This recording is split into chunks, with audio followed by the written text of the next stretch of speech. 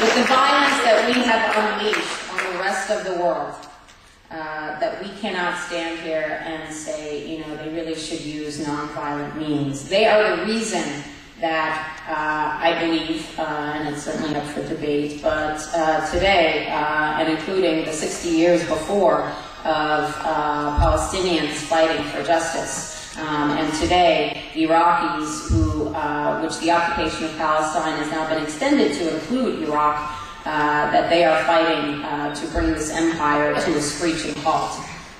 So we have to be careful and not feel limited to support the Iraqi people and support their right to resist our illegal occupation.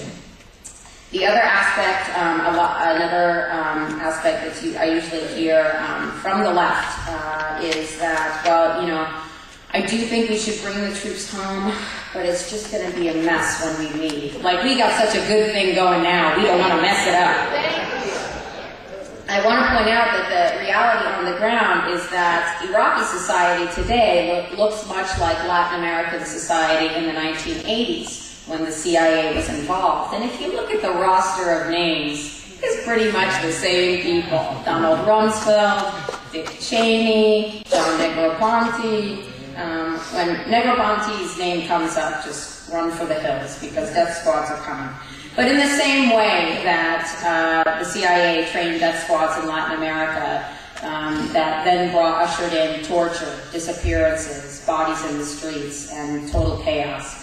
That's what's happening today in Iraq. So understand that when we leave, the financing of death squads ends, those people are going to be out of jobs, and it's also reasonable to expect that Iraq will be better off. Also, that since Iraq was better off before we invaded, it's illogical to perceive that they will be worse off once we leave. After 10,000 years of history, I feel pretty confident in saying that they'll be able to throw something together in the cradle of civilization.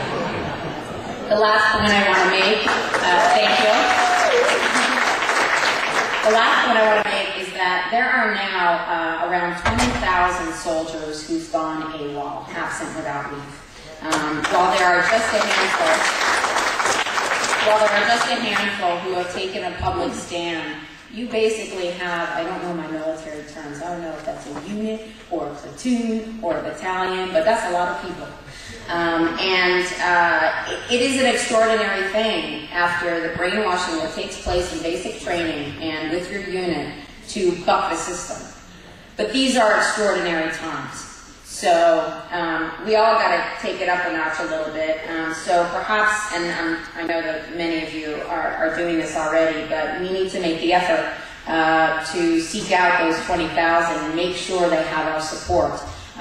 These are the troops that I support. These are the troops who are resisting, because as we established 60 years ago in the Nuremberg trials, it's not okay to say I was just following orders. And now 5 years into occupation, it's as if like I had a timetable in my head that was kind of a grace period. And now we all got to kick it up a notch because it's about 10 years too long. I'm moving into the next phase to go into overdrive. I told my dad, troops home by the end of 2008 at latest. So I'm with you in the struggle. It's an honor to share the podium with these very impressive and wonderful speakers. Thank you so much for having me.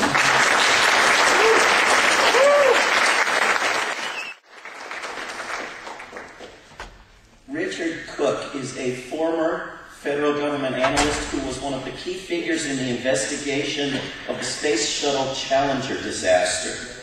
In 1985, he went to work for NASA as the lead resource analyst for the Space Shuttle solid rocket boosters, external tank, and Centaur upper stage, if anyone knows what that means. I do not. Cook's first assignment led to his writing a memo on engineers' concerns that flaws with the solid rocket booster O-ring seals could cause the shuttle to blow up. In 1986, after the Challenger disaster, he disrupted a NASA cover-up when he provided his memo along with other documents on the hazards of the O-rings to the New York Times. Before joining NASA, Cook worked as an analyst for the U.S. Civil Service Commission, for the Food and Drug Administration, and for the Jimmy Carter White House. Cook left NASA to become an analyst with the U.S. Treasury Department in 1986. There he developed and taught training courses on policy analysis and led project teams on financial policy and organizational restructuring. He retired from the federal government in January 2007 and works today as a writer, lecturer, and consultant. Writings of Cook's that I've read cover topics from the militarization of space to a basic income guarantee and monetary reform, including a serious proposal for the federal government to print more money and give it away, though presumably not all to Halliburton. His website is Richard Cook, Richard, C-O-O-K, richardcook.com, and we are pleased to welcome him.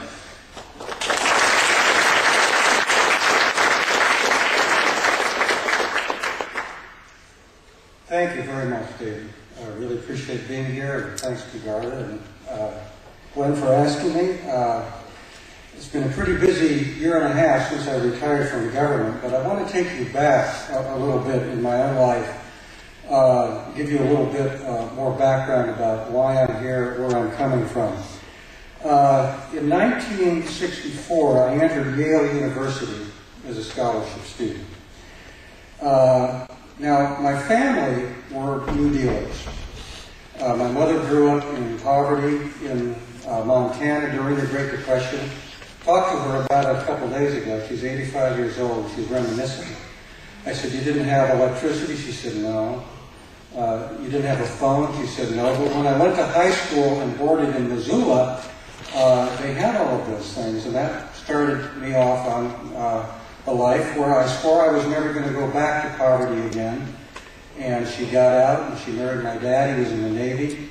Eventually we ended up in Virginia. And a lot of people who live in Virginia end up working for the federal government, as I did. But my trip to Yale was not really very successful because in 1960 I was a 14-year-old kid giving out flyers for John F. Kennedy. And a big event in my town where I was living, it was in Williamsburg, Virginia, was when Bobby Kennedy came one night and gave a speech at the Williamsburg courthouse. And there weren't even lights out there. There were just, I think they had car lights or something lighting up the front of the courthouse. And Bobby Kennedy gave one of the most moving speeches I'd ever heard in my life. And from that point on, I felt that my career was going to have something to do with government. So I went to Yale. I was on scholarship. But by then, of course, the Kennedy assassination had taken place, and I probably don't have to tell you how that affected me. And by 1964, when I went into Yale, Mark Lane's book, Rust to Judgment, had come out, and already it was pretty clear that this was a conspiracy and a cover-up, and the people involved with the federal government somehow had something to do with it, although, of course, we didn't know much then. We don't know a whole lot more now, but we do know that something terrible had happened. So I left Yale because it was pretty clear that I was in training to become one of those who was going to help run the American empire.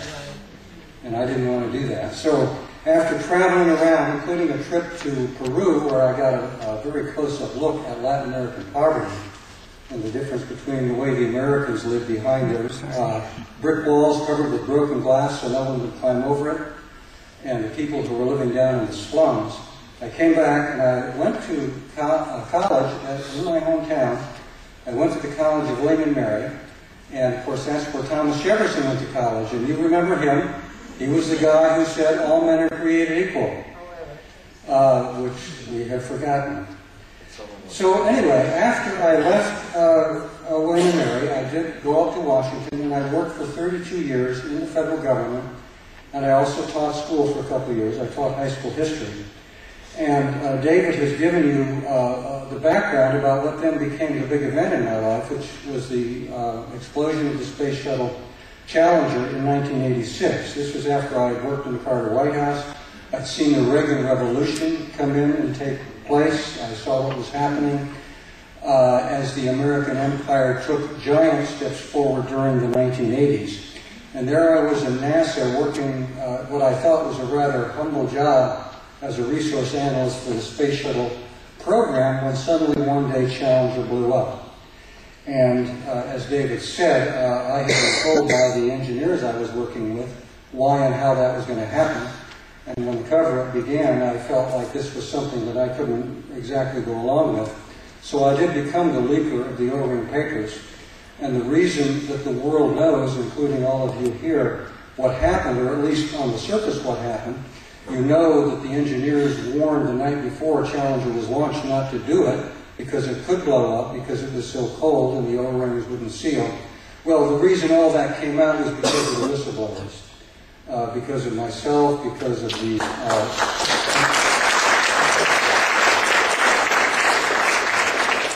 because of the Thiokol engineers who testified that they had warned not to do it, because of Dr. Richard Feynman, the Nobel Prize laureate who was the whistleblower on the Presidential Commission, and because of Chief Astronaut John Young, who began sending his own memos to the newspapers about what a travesty it had been and how NASA had ignored all indications that they were flying a very flawed system. Now, as you know, a Presidential Commission investigated this.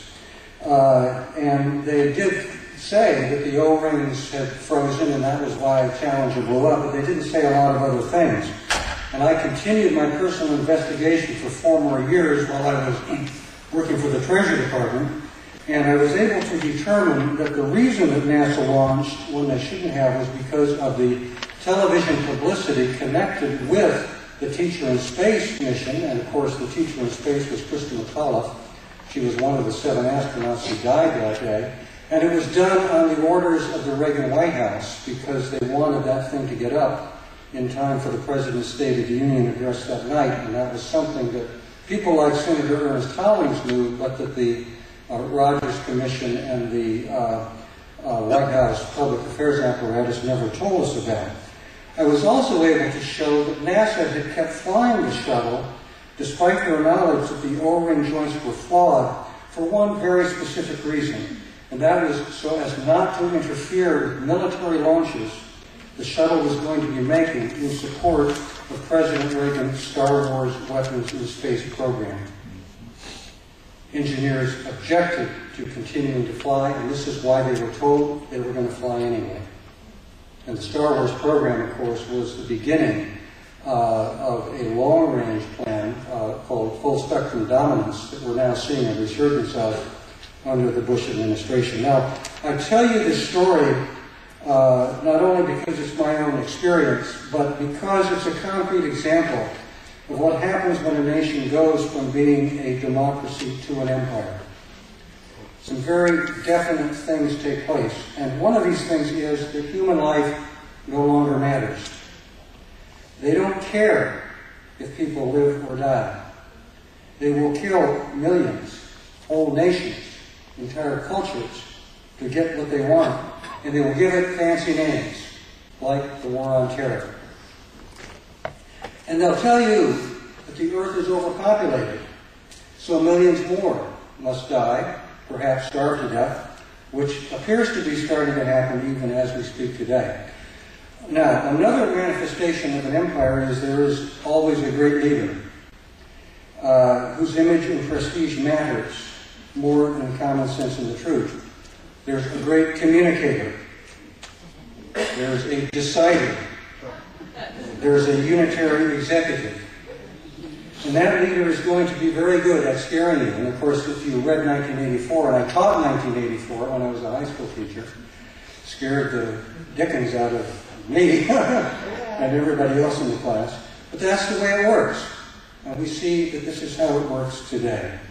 And these people will make you act out of fear and agree to things or let things go on that you would never agree to if you really sat down and thought about it or even talked to somebody else about it. And there's just one thing on the great communicator decider syndrome that I forgot to mention earlier about my experience at Yale. One of my classmates in the freshman class that went into Yale in 1964 was George W. Bush. Oh. Another thing that happens when we become an empire is that ideas of science and knowledge, and if we want to, we can call that truth, because anyone who does science, tries to take truth as a standard, are all sacrificed to the imperatives of militarism and national security. And that's what happened to the Space Shuttle program, to NASA, and that's what's happening today, because no nation in history has been so efficient at inventing things to kill other human beings. Now, let me just fast forward very quickly here. I don't want to take up any more time. On April 16, 2007, a little over a year ago, I was on a train platform in Maryland. I got a call from my ex-wife saying our son Fred was all right. I was very shocked at hearing this. Fred was an engineering student at Virginia Tech. Later in the day, I talked to Fred. He had been in a classroom in Norris Hall when it was attacked by the deranged student who killed 32 people that day and then himself. Fred was one of the students who jumped from a second-story window while the professor blocked the door so they could escape. The rescue was shot and killed that day, and my son escaped with a broken ankle.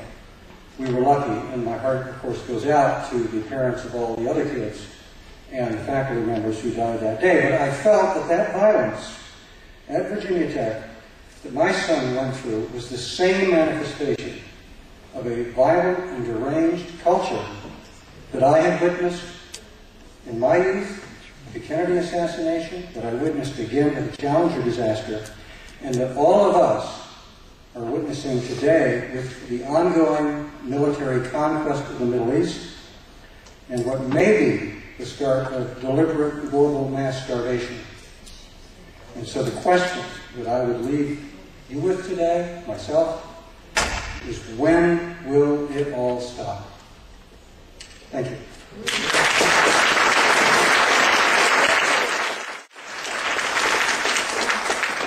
Thank you, Richard. I think there are two things without which we will not survive. One of them is whistleblowers. Another one is serious journalists. And Mike Whitney is that, and we are privileged to have him here. He is a freelance writer who lives in Snohomish, Washington, if I'm saying that right. He received a Project Censored Award in 2007 for an article on Operation Falcon, detailing the massive police state sweeps organized by the Bush Justice Department and carried out by federal, state, and local law enforcement agencies. And I want to read you the first couple sentences of this article. The Bush administration has carried out 3 massive sweeps in the last 2 years, rolling up more than 30,000 minor crooks and criminals without as much as a whimper of protest from the public. Operation Falcon is the clearest indication yet that the Bush administration is fine-tuning its shock troops so it can roll up tens of thousands of people at a moment's notice and toss them into the newly built Halliburton detention centers. This should be a red flag for anyone who cares at all about human rights, civil liberties, or simply saving his own skin. End quote. Whitney also writes extensively on economic issues and will be keynoting a panel on economic exploitation later today. Please welcome Mike Whitney.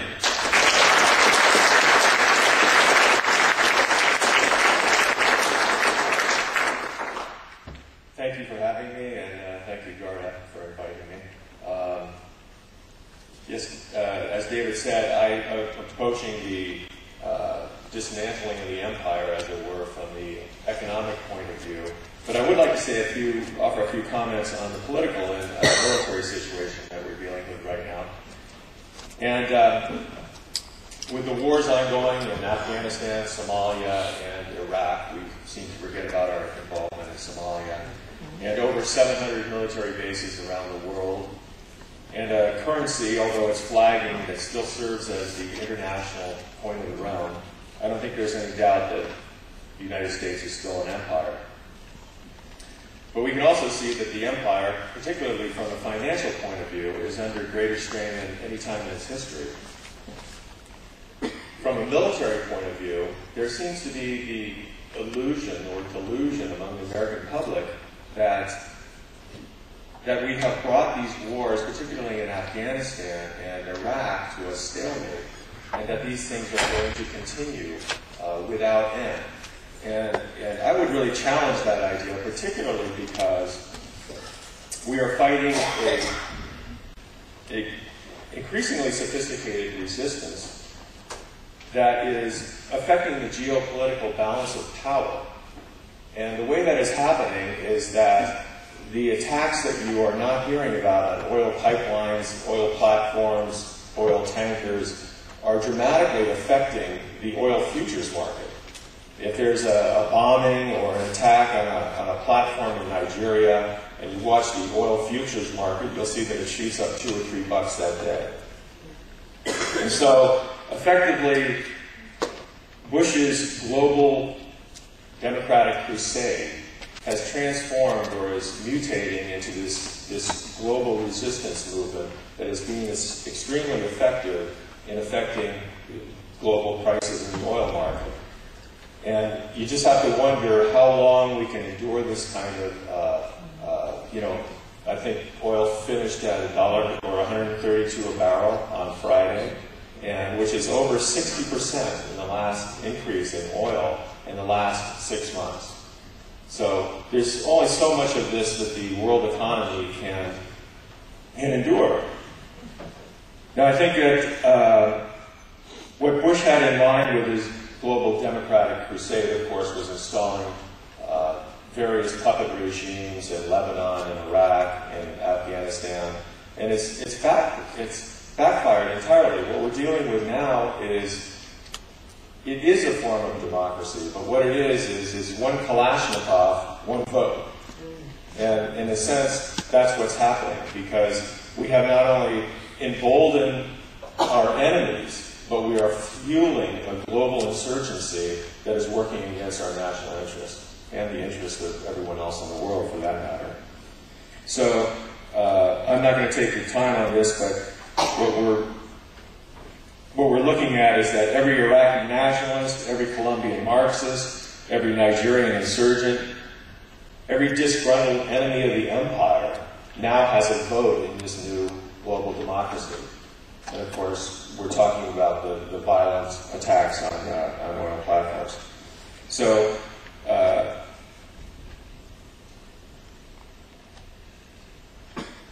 this is a war that we can't win.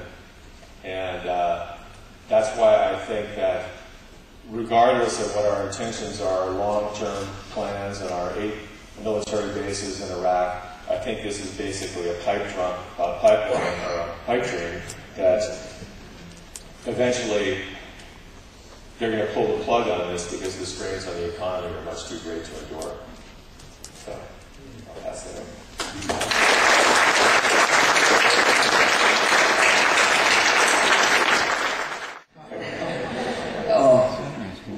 We are quite privileged to have another panelist here by the name of Kathy Kelly.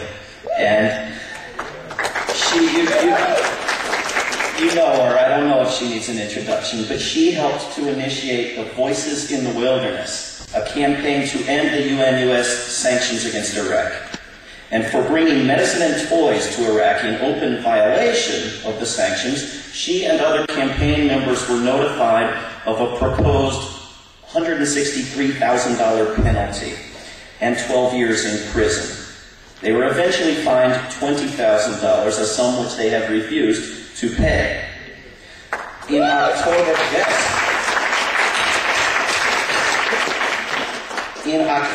2002, Voices in the Wilderness declared their intent to remain in Baghdad alongside Iraqi civilians throughout a war that they still hoped we might prevent. Kelly and her team stayed in Baghdad throughout the bombardment and invasion. During 2007, she spent 5 months in Amman, Jordan, living among Iraqis who had fled their homes. Kelly helped organize and participate in nonviolent direct action teams in Iraq in 1991, Bosnia in 92 and 93, Haiti in 94.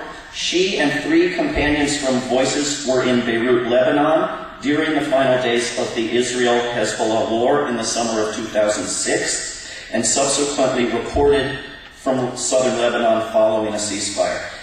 Kelly has served 9 months in a maximum security prison for planting corn on nuclear missile silos,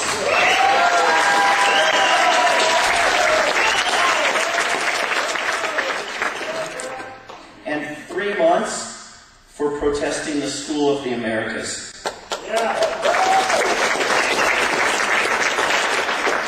Here's another one. She has refused to pay federal income tax for the past 25 years. Kathy Kelly's publications include Other Lands Have Dreams, From Baghdad to Pekin Prison. She has received countless awards and been nominated for a Nobel Peace Prize at least 3 times. She helps to coordinate the Voices for Creative Nonviolence campaign. That's VCNV.org. Please welcome Kathy Kelly.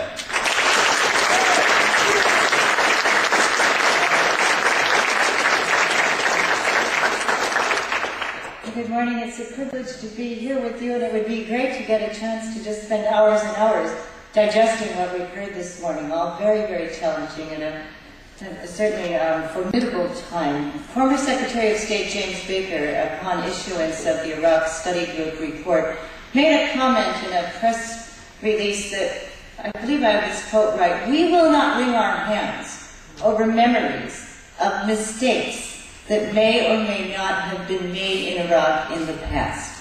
And the reason that sticks in my gut is because I don't want to wring my hands either, but I believe that one of the ways to stop the next war, one of the ways to prevent the continuance of this war, is to continue to tell the truth about this war. And for that I'm very thankful to other panelists and to you. And we do try very, very hard to get into the media, as Dr. Blum has encouraged us to do, but it's so very difficult. So I would just like to retrieve from my own memory a couple of lines that have had a very searing impact, but have not yet enabled me to make some of the crucial changes so necessary if we dare to even speak about nonviolent means.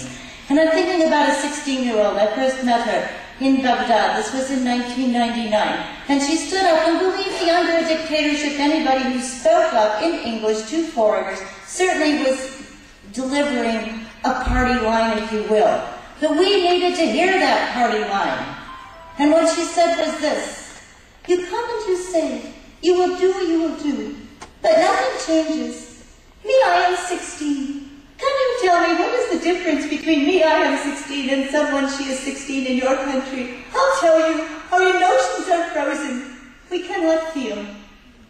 And then in this rather comparatively prosperous school, the child next to her stood up and she said, "My father, he runs an electricity company in all of Baghdad, and me, I study by candlelight.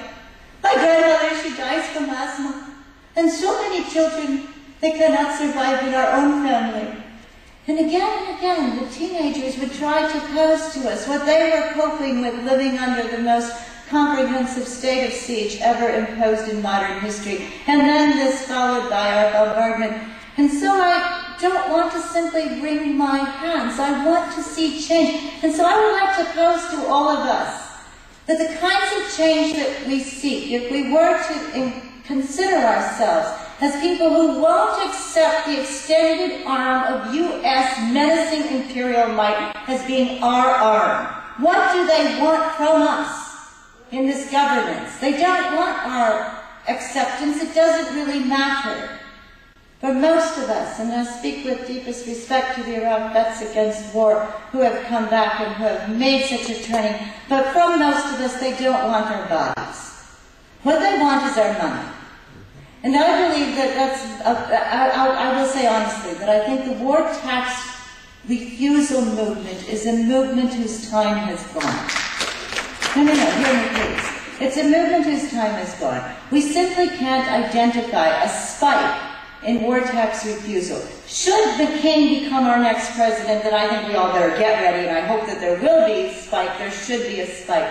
But what do we do in this time right now? How do we stop being collaborators? How do we look in the mirror and see ourselves as we really are?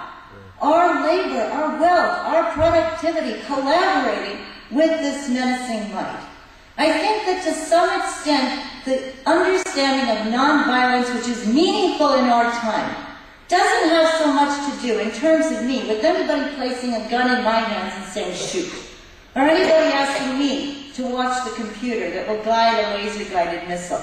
Nonviolence meaningfully in our time particularly has to do with to what extent are we willing to play fair and say we want to simplify our lifestyles. We no longer want our bloated, overconsumptive, wasteful lifestyles to somehow be a cause that would cause us to say, okay, we'll look the other way.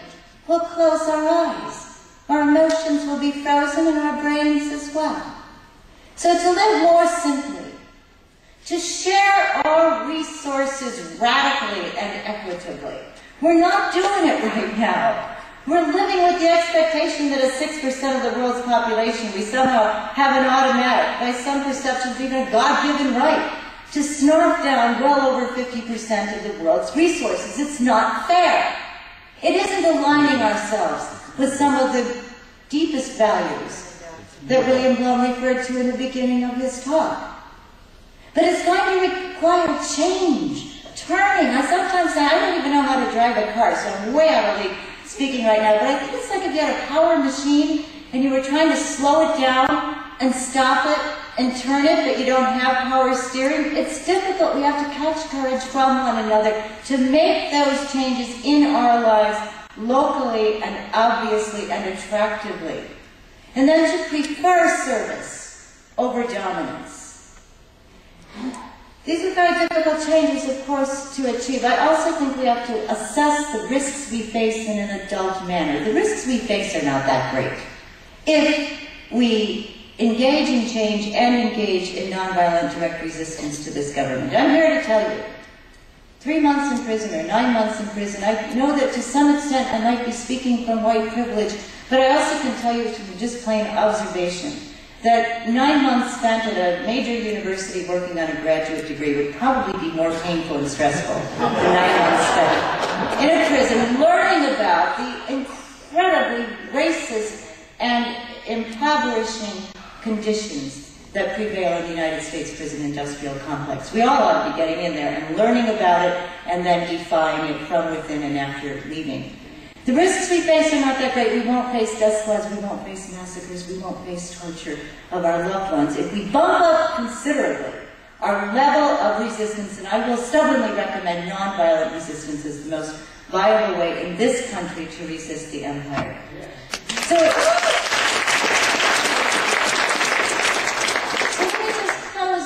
with another remembrance, I was asked to be part of a rather long trial that extended over the period of 3 summers because 5 people who listened to a talk that I gave in Ireland before the shock and awe bombardment commenced went out following that talk and following our 3-day retreat, and they did $2.5 million worth of damage to a U.S. Navy warplane parked on the tarmac of Shannon Airport. I didn't tell them to do it, but I certainly recommend that we beat swords into plowshares in whichever expressions we may find to live in accord with that mandate, which does happen to be written in cement across from the United Nations.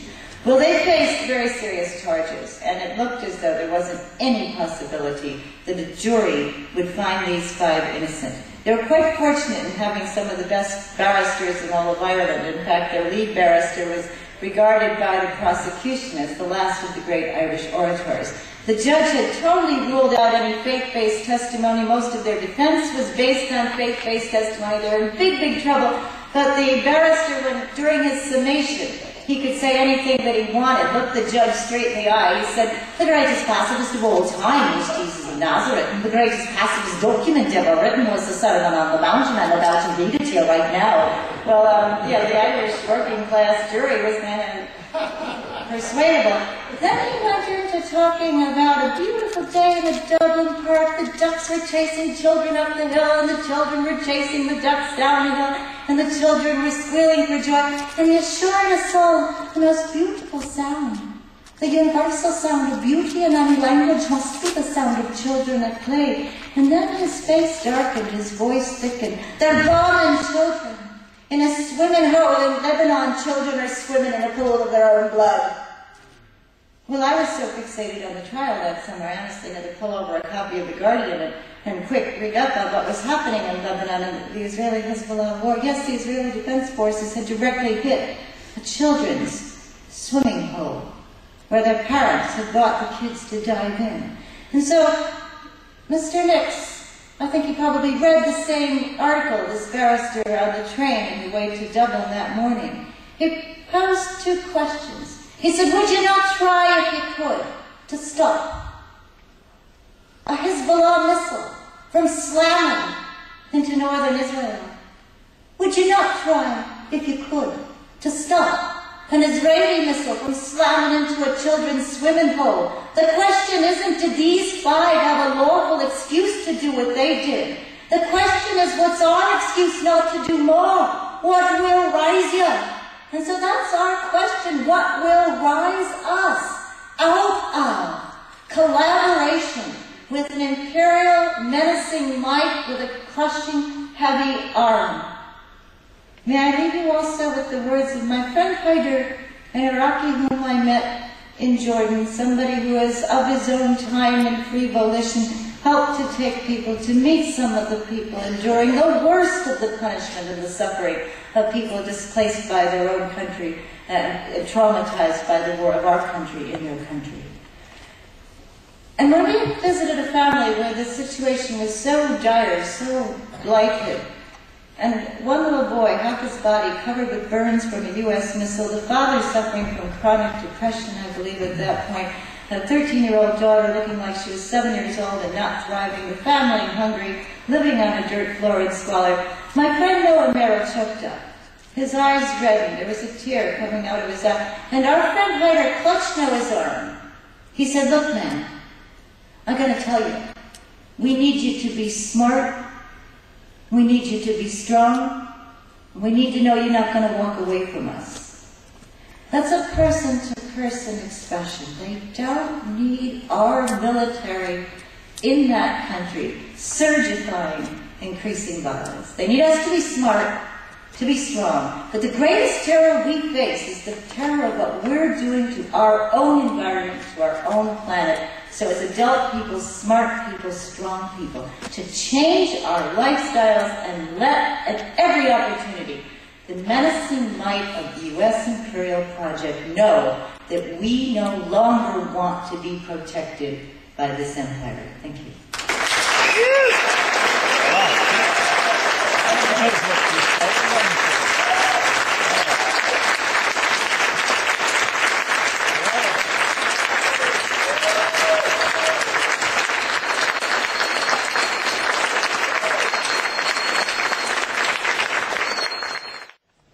So I'm going to have the gall to give you a couple brief additional thoughts following that speech, and then we're going to have questions and answers for all of the panelists. So if William Blum would like to, you can come up and take the chair I was in, or that's good.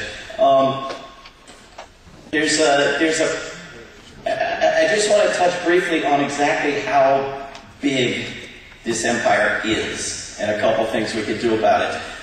There's a paper on, by the way, I didn't introduce myself other than my name, and my name is David Swanson, but I have a website called AfterDowningStreet.org, and if you go to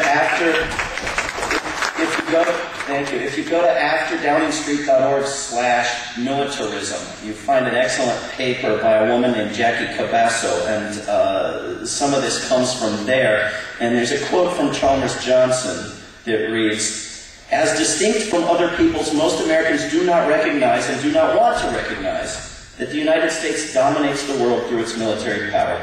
Due to government secrecy, our citizens are often ignorant of the fact that our garrisons encircle the planet. Our military deploys well over 500,000 soldiers, spies, technicians, teachers, dependents, and civilian contractors in other nations. To dominate the oceans and seas of the world, we are creating some 13 naval task forces. We operate numerous secret bases outside our territory to monitor what the people of the world, including our own citizens, are saying, faxing, or emailing each other. If there were an honest count, the actual size of our military empire would probably top 1,000 different bases in other people's countries. Now that's in addition to some 6,000 in the United States and our territories." And Cabasso has a graphic with this paper that shows 156 countries with U.S. troops, 70 with U.S. bases, and 46 that are still outside the empire.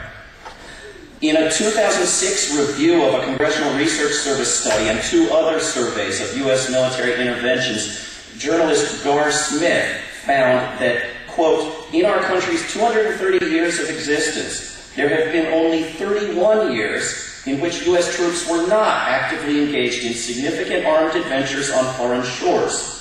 The defining characteristic of our nation's foreign policy for 86% of our existence would appear to be a bellicose penchant for military intervention, end quote. Now, William Blum touched on this, but over the past 2 centuries, the United States has attacked, invaded, policed, or overthrown or occupied 62 nations. Awareness of America's empire is growing even inside the so-called homeland, and a movement in opposition to our bases is growing around the world, including in the Czech Republic, where the public is overwhelmingly opposed to building a U.S. radar base for so-called missile defense. 2 leaders of the movement there, Jan Tomas and Jan Bednar, began a hunger strike in Prague on May 13th. You can support them by going to nonviolence.cz, not .com, not .org, but .cz, or by joining the hunger strike, as activists around Europe are doing. Bruce Gagnon in Maine has said he will join the hunger strike beginning tomorrow, along with activists in Korea and Australia.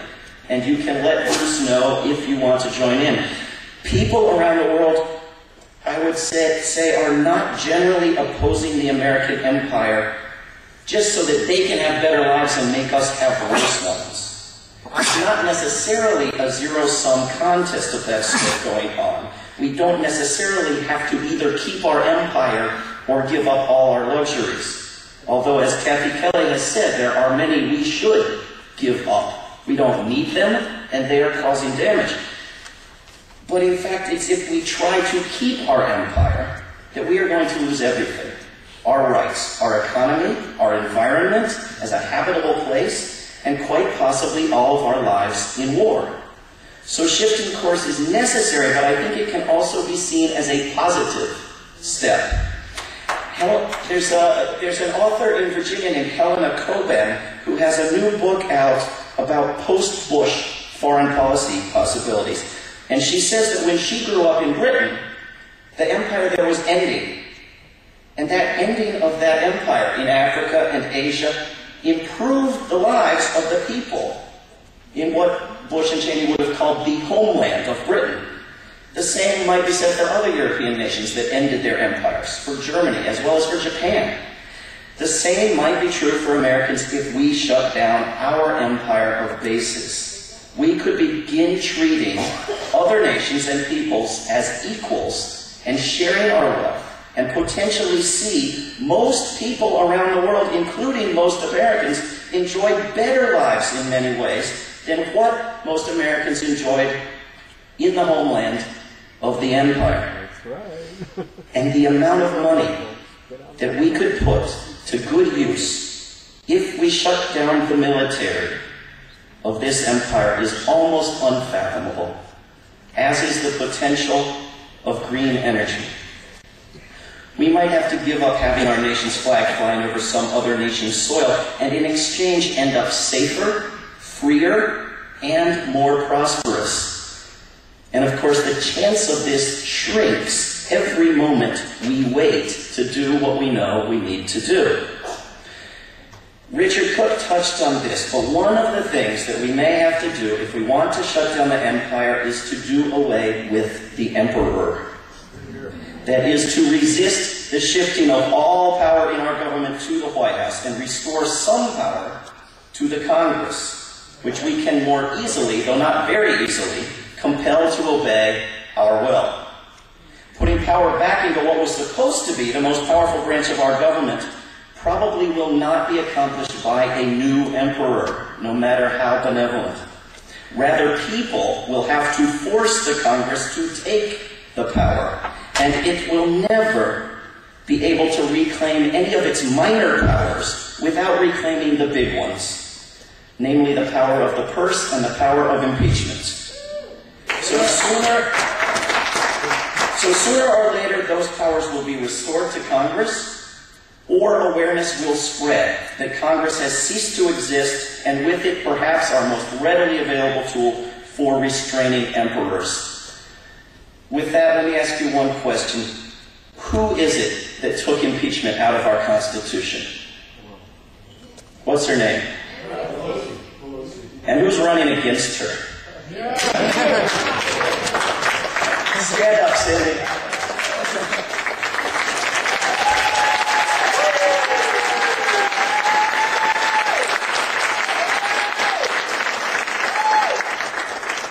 If you don't blow all your money this weekend, go to cindyforcongress.org and give her every dime you have.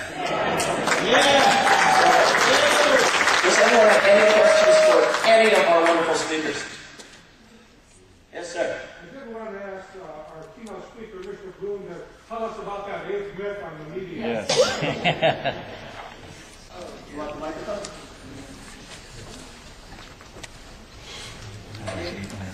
It has to do with the idea that on the media we always see programs on U.S. foreign policy where a conservative and a liberal are matched, and we're told that this is a balanced program. The conservative is usually a neocon type, which means he's far, far to the right of the center on the political spectrum.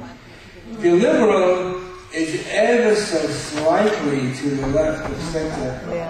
And the audience is not getting a balanced point of view. It's worse than that. It's harmful. Because people think they're getting both sides of an important question, when in fact they're getting a very narrow box that they're being put into. And the opposite of a neoconservative is not a liberal.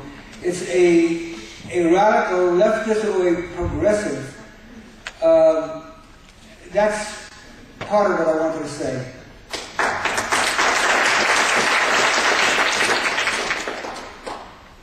Mike, you seem to know about the Halliburton camp. Could you speak a little bit more about that? How many are there? Are they all over the country? And then they go on. And they're also headquartered in Virginia. Can you talk about that? The prison camps. Actually, that wasn't part of the Falcon raids. How many people have heard about the Falcon, Operation Falcon? Because I'm surprised when I talk about this, how few people have even heard about it. These massive roundups that were federal, local, and state law enforcement agencies, 435 of them integrated into these massive operations, sweeping up 10,000 people roughly per weekend. These things they were producing their own media stories.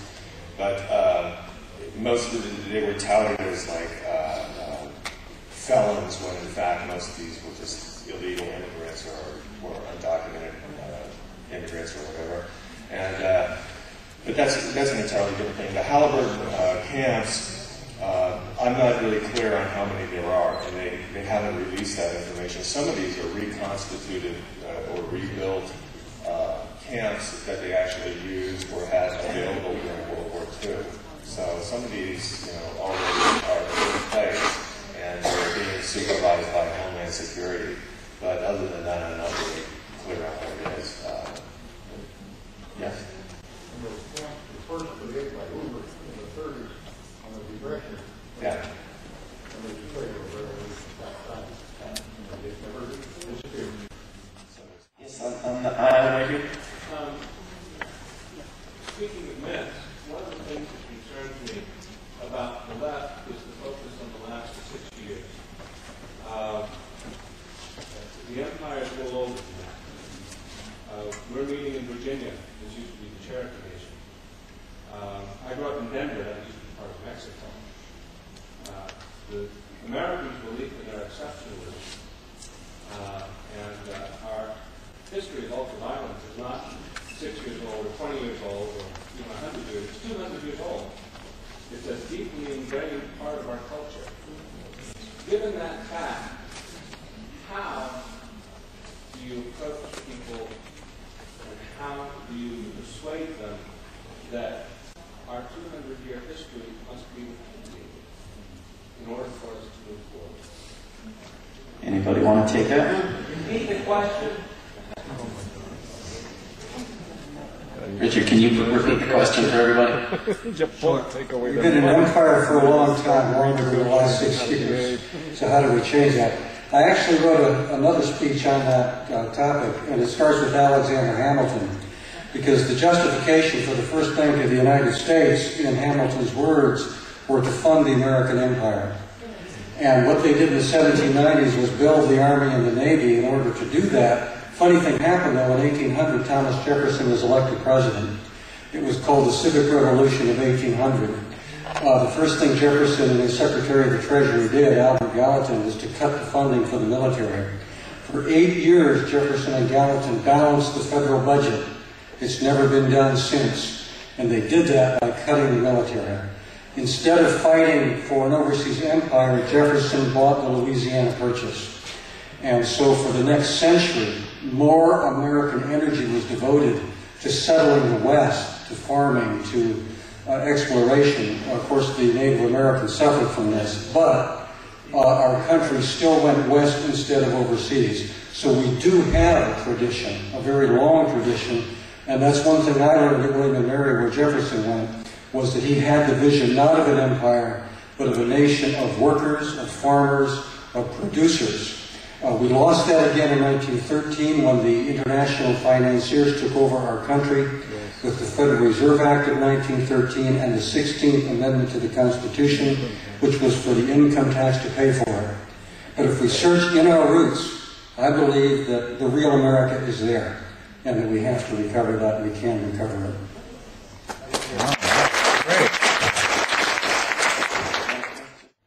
This question is for the panel, and maybe for Mr. Richard or Ms. Kelly. I'm a Palestinian, and you brought up the question of an empire. I'm a poet, and I write Under the Rising Sun, USA. Japan fell, the Britain fell. I want to know, why does the U.S. keep going? We mentioned 62 countries. My country is one of them, Palestine. We keep getting meddled with. I've lost near 200,000 Palestinians in 5 wars. Why does Condoleezza Rice keep going back there, ordering Mahmoud Abbas, meddling in the Hamas business, telling the French not to do what they're supposed to be doing, mediating, and telling Europe to step aside, while they keep going back to Iraq and Palestine and messing everything up? Kathy, do you want to take that? Or?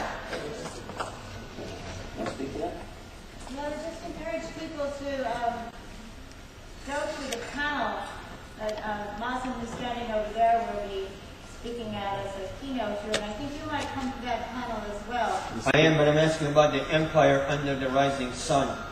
Why do they just let people be and talk to each other instead of them going and dictating, which doesn't work?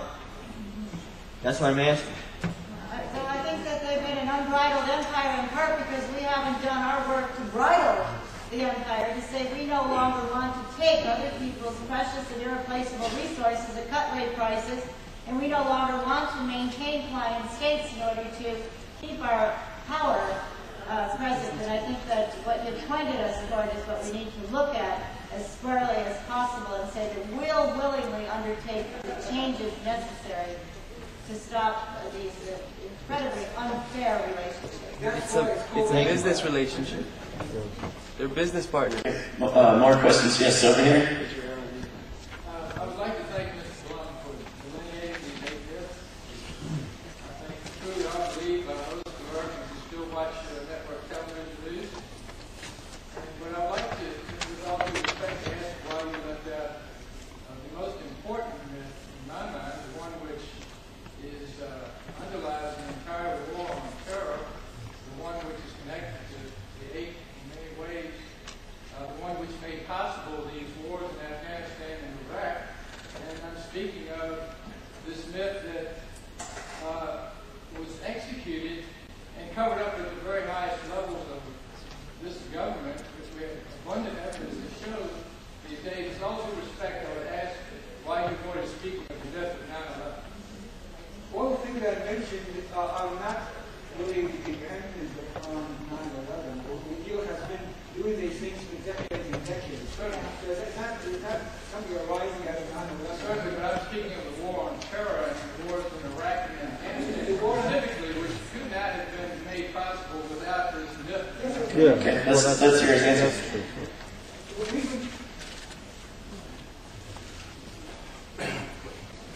There's very little in U.S. foreign policy over the past 6 years that we can't find again and again in the previous periods. And I'm not going to get into the 9/11 thing because I don't subscribe wholeheartedly to the idea that it was an inside job, which is what you're referring to, I guess. I don't want to. I'm not part of that movement. For various reasons, so I'm not going to get involved in that. I will say this: for all the people in that movement who bother me about this, if you want me to understand, you have to explain to me what really happened. It's not enough to point out all the flaws in the government story, which I agree with. There are 1,000 flaws in the story. But I, for one, cannot get fully on the side until you explain in really good detail what actually happened. Why did they take Building 7? What? Why did they take Building 7? What did they take? What did they take down? Why did they destroy Building 7? Well, that's one of my questions. Well, you don't get the inside scoop, doesn't mean that... No, that's pure conjecture on your part. We don't know why they did Building 7. I've asked everybody in your movement, tell me what was so important about demolishing Building 7. I've never gotten even a halfway clear answer, and I don't want to stop anymore. On that note, we can talk afterwards on this and many other topics, but there are people who have to get to other events that have